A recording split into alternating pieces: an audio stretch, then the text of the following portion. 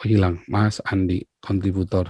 Ya, ya, Mas Andi, silakan. Sebelumnya terima kasih Pak Paul sudah diberikan waktu hari ini kita bisa ketemu secara virtual dan ada beberapa poin yang ingin saya tanyakan ke Pak Paul. Mudah-mudahan sehat-sehat hari ini. Semua orang juga udah tahu, terlebih Pak Paul juga sudah sangat paling mengetahui.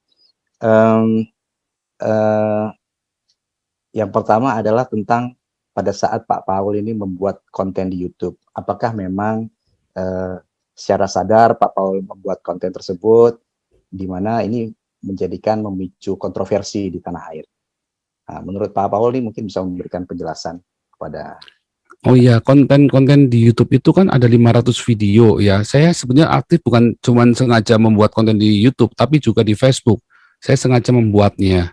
Ya. Gitu. Jadi memang saya dengan sengaja dengan suatu tujuan tentunya. Yaitu tujuannya adalah untuk mendidik tentang beragama. Bagaimana membedakan beragama dengan bertuhan. Itu tema dari semua YouTube saya, tetapi dasar dari YouTube dan konten-konten Facebook dan YouTube saya adalah apologetik. Nah, kemudian tema itu menjadi bagaimana beragama dan bertuhan. Kemudian saya arahkan lagi, ya kan, saya pertajam lagi menjadi sebuah kritik sosial, kritik historis, kritik budaya, kritik sosial, kritik agama, gitu. Jadi memang disengaja, gitu. Berarti dengan sadar ya Pak. Iya, iya, dan memang beberapa ada yang saya persiapkan khusus, beberapa ada yang kita teman-teman di sini berkontribusi sharing gitu ya. Tentu saya menjadi hostnya yang menjadi koordinator dan hostnya seperti Bapak lihat sekarang ada 99 sampai 100 selalu penuh ya. Betul. 99 100% selalu penuh begini. Dan viewernya saya nggak tahu sekarang sudah berapa. Oke, kemudian Pak Paul, ini kan di tanah air ini sedang ramai dari beberapa saat yang lalu, dan juga memang sekarang Pak Paul jadi DPO ya. Iya. Kira-kira apa sih sekarang ini yang Pak Paul rasakan dengan status Pak Paul sebagai DPO? Ya, yang dirasakan biasa-biasa saja. Kemarin juga ditanya, Mas, ini kita Mas, jangan serius ya Mas. Saya kalau serius tertekan saya Mas. Serius. Kalau serius saya tertekan takut kayak diinterogasi. Jadi saya tak bikin relax gitu. Nanti bukan saya menghina panjenengan, tapi maksud saya supaya relax. Jadi teman-teman bisa ini. Ya. Jadi memang rasanya biasa-biasa aja karena kan memang kita dengan sengaja membuatnya dan kita rapikan beberapa dan seperti Mas tahu saya kan juga pernah kuliah marketing, tinggal hampir tesis selesai ya kan, itu sudah viralkan juga kan, kalian semua kan sudah nyelidikin semua masa lalu saya kan. Nah, jadi dan saya dan itu semua saya terapkan semua ilmu-ilmu itu di dalam di dalam YouTube saya. Sehingga memang itu kita rapikan kan semua dengan sebuah tujuan tentunya. Ngomong-ngomong nih Pak Paul, saat ini kalau saya boleh tanya, mohon maaf, tapi pasti nggak akan dijawab juga sih, karena kemarin waktu saya nonton hasil interview dengan Jawa Post juga, iya. Sudah tentang posisi apakah di Jerman atau lebih detailnya lagi di kota di mana di background saya itu Pak Paul. Wah, itu kan dekatnya Museum Berlin itu kan. Betul. Akhirnya lagi mancur gitu. Itu salam buat ini ya, buat Angela Merkel. Itu kan kantornya di belakang situ, dekat-dekat situ toh. Angela Merkel itu. Betul. Pak, ini terkait dengan status kewarganegaraan Bapak. Kan saya sempat konfirmasi dengan KBRI ya di Jerman.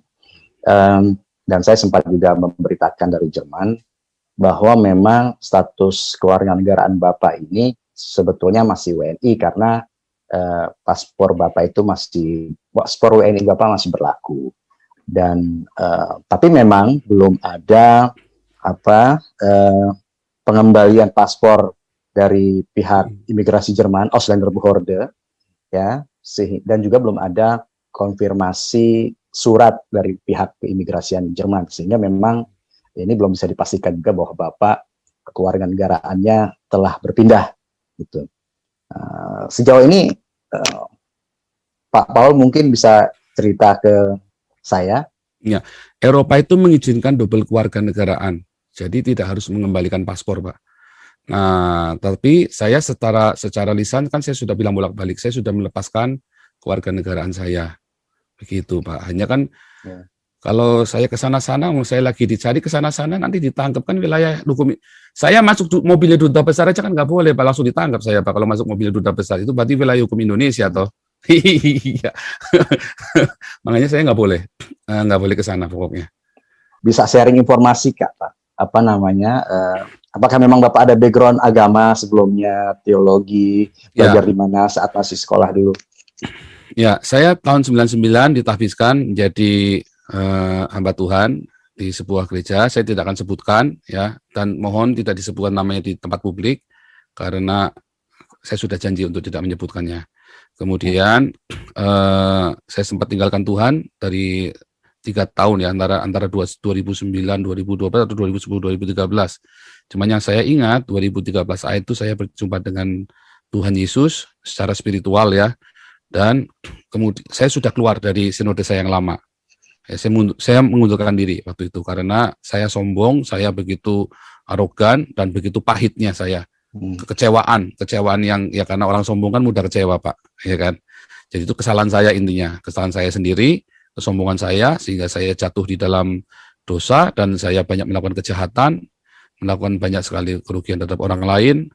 Dan 2013 saya mulai berjumpa dengan Tuhan Yesus dan saya memulai pertobatan saya yang baru 2015 akhir, ya.